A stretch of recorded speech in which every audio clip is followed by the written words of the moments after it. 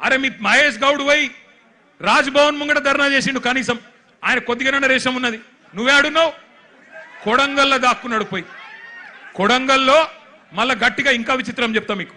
కొడంగల్లో పోయి ధర్నా చేసినట్టు చేసిండు. రాహుల్ గాంధీని అరెస్ట్ చేసిర్రు, వెంటనే ఇడిచిపెట్టాలి, మావునికి దెబ్బ తాకింది, గింతంత గీర్కపోయింది, అయ్యో చాలా అన్యాయం జరిగింది అని బాధపడుతున్నాడు.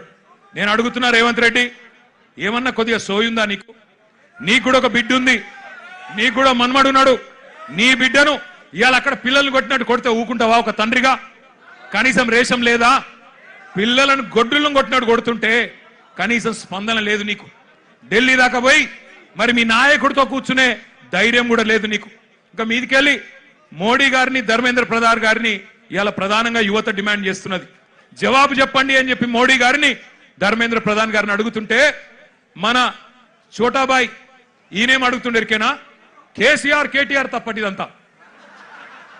ఎక్కడ దొరికినవయ్యా నువ్వు? నాకు అర్థం కాదు. దేశమంతనేమో మీ నాయకుడు రాహుల్ గాంధీతో సహా మోడీ, ధర్మేంద్ర ప్రధాని ఇద్దరు రాజీనామా చేయాలని వాళ్ళు పెడుతుంటే నీకు కేసీఆర్ తప్ప ఇంకొకరు కళలు కూడా ఇంకొకరు యాదికి రాక మానరిగా నీకు. ఆ వెనకటికి ఒక సినిమా ఉంటుంది, ఆ సినిమాలు ఇంతకుముందు వచ్చేటప్పుడే మా అన్న ప్రశాంత్ రెడ్డి అని చెప్తున్నాడు. అదేంటది? కుక్క కథ కదా. చిన్న పిల్లగాడు ఒకడు ఉంటాడు, వాని ఏం అడిగినా లాస్ట్కి ఏమంటే నాకు కుక్క కావాలి అంటాడు. అట్లా ఈయన కూడా అంతే. ఇక ఆయన నిద్రలో లేపు, ఈ ముఖ్యమంత్రిని నిద్రలో లేపు. అదో సినిమా పేరట చిత్రం అట, అది చిత్రం, వీడు విచిత్రం. అంటే నిద్రలో లేపి అడిగితే కూడా కేసీఆర్ కేసీఆర్ కేసీఆర్. అరే నువ్వు ముఖ్యమంత్రి వీరా నాయన, కొన్ని ముఖ్యమైన పనులు చేయి. సిగ్గులేని మాటలు మాట్లాడుతున్నాడు. అదేదో పేపర్ లీక్కు నాకు సంబంధం అంట. మోకాలకు బోడిగుండికి ముడిపెట్టుడంటే ఇదే. నేను చెప్పిన, అయ్యా రేవంత్ రెడ్డి నీకేమన్నా సిగ్గు శరం ఉంటే నువ్వు చెప్పిన లేదా? లేనోనికి ఏం చెప్తామంటారా? అంటే బాధ ఎక్కడ అనిపిస్తుందంటే, నేను నిన్న లీగల్ నోటీస్ పంపించిన. ఒరే నువ్వేదో మాట్లాడినావు, నిజంగా నీ దగ్గర ఏమన్నా రుజువు ఉంటే చూపెట్టరా అయ్యా. చూపెడితే నిజంగా రుజువు చేస్తే ఇదే ఇందిరా పార్క్ కాడ ఇగో ఇదే పిల్లల మధ్యన అవసరమైతే నన్ను ఉరిది కానీ ఇష్టం వచ్చినట్టు మాట్లాడి పిల్లల మనసులు మలినం చేయకు. లేనిపోని బదనాములు పెట్టి రాజకీయంగా సలిమంటలు కాచుకునే ప్రయత్నం చేయకు. నీకు చేత కాదు, దమ్ము లేదు. ఢిల్లీకి పోయి మోడీని ఎదిరించే దమ్ము నీకు లేదు. ఎందుకు? నీకు భయం. నీ పాత కేసులు, బ్యాగుల పైసలతో దొరికిన కేసులు బయటికి గుంజుతారు, లోపలికి నూకుతారని భయం. మరి కొట్లాడటం కొట్లాడిని. మాకు దమ్ముంది, తెలంగాణ తెచ్చినోళ్ళం, ఢిల్లీ మెడలు వంచినోళ్ళం, మాకు దమ్ముంది. అవసరమైతే ఢిల్లీకి పోయి గల్లా బట్టి అడిగే దమ్ము మాకుంది, నీకు లేదు. మరి కొట్లాడేటోళ్ళ కాళ్ళ కట్టెబెట్టి లేనిపోని మాటలు మాట్లాడి పిల్లల నెత్తులు ఖరాబ్ చేస్తున్నావు. నేను ఒకటే అంటా ఉన్నా, చాలా మంది తమ్ముళ్ళు అడిగినారు నన్ను, అన్నా మీరు ఢిల్లీకి పోవచ్చు కదా, జంతర్ మంతర్ పోవచ్చు కదా, ఇక్కడ ఎందుకు అన్నారు. నేను వాళ్ళకు ఒకటే చెప్పిన, మేము జంతర్ మంతర్కు పోయి మా జెండాలు పట్టుకొని మీ ఎజెండాను హైజాక్ చేసడం కరెక్ట్ కాదు. మీరు కరెక్ట్ కొట్లాడుతున్నారు. ఏ నాయకుడు, ఏ పార్టీ వచ్చి మీకు వాళ్ళ ఎజెండాను మీ మీద రుద్ది రాజకీయ ప్రయోజనం పొందే అవకాశం మీరు ఇవ్వకండి. మీరు ఇండిపెండెంట్ గానే కొట్లాడండి. మీకు ఎక్కడోళ్ళం అక్కడ, మీకేం కావాలో చెప్పండి, పక్కకుండి మేము సహాయం అందిస్తాం. మీకు అవసరం పడితే కేసులు అయితే కొట్లాడతాం, ఎక్కడి దాకంటే అక్కడ కొట్లాడతాం, పార్లమెంట్లో కొట్లాడతాం, అసెంబ్లీలో కొట్లాడతాం, శాసన మండలిలో కొట్లాడతాం. కానీ మళ్ళా జంతర్ మంతర్ దగ్గర రాజకీయ నాయకులు జమ అయితే మళ్ళా మొత్తం ఇష్యూ హైజాక్ అయిపోతుంది, ఇష్యూ ఆగమైతుంది, మోడీకి సందు దొరుకుతుంది. ఎందుకు సందు దొరుకుతుంది? మమ్మల్ని తిట్టేందుకు సందు దొరుకుతుంది. పిల్లలందరూ కాంగ్రెస్ ఏజెంట్లు, బీఆర్ఎస్ ఏజెంట్లు అని అనవసరంగా తప్పించుకునే అవకాశం దొరుకుతుంది.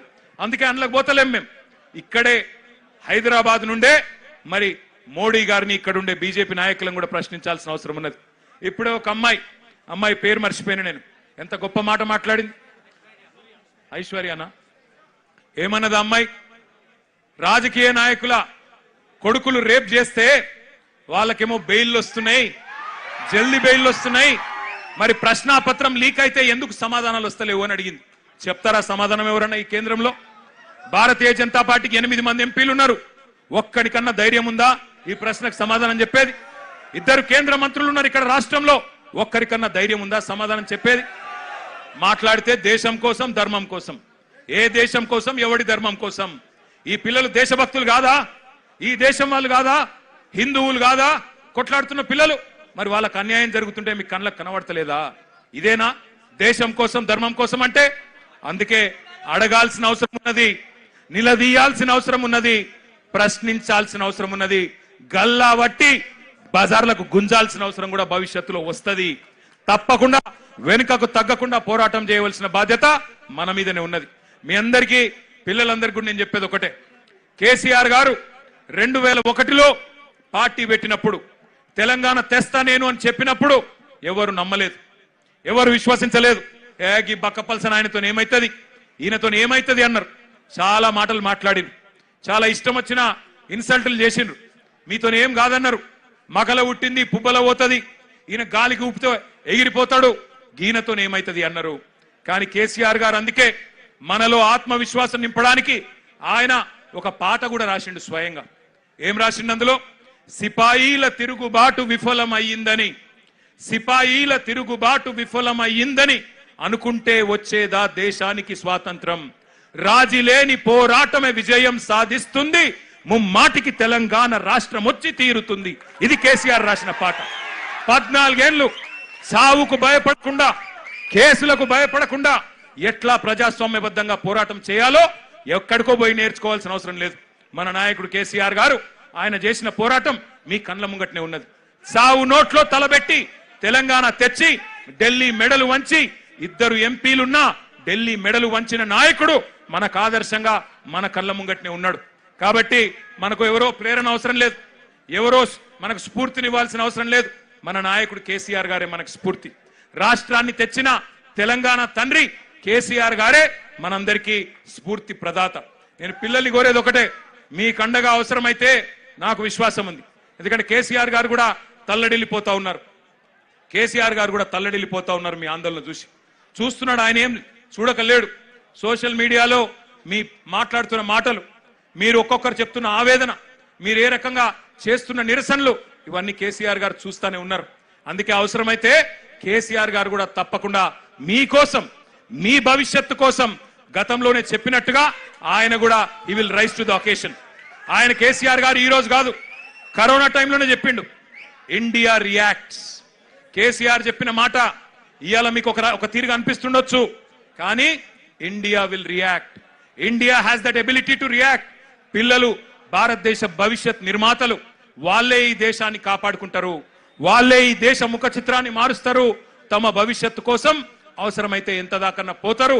India has that ability to react, India has that ability to respond అనే మాట కేసీఆర్ గారు 6 ఏళ్ల కిందట చెప్పిండ్రు. సంవత్సరం కిందట నేను కూడా పోయినా ఒక బొంబాయిలో ఒక ఈవెంట్, ఒక మీడియా ఈవెంట్. అక్కడ మీడియా వాళ్ళు అడిగిరు నన్ను, నేపాల్లో జరుగుతుంది కదా, జెన్జీ ఉద్యమం జరుగుతుంది కదా, భవిష్యత్తులో భారతదేశంలో కూడా జరిగే అవకాశం ఉందా అని అడిగాను. నేను చెప్పిన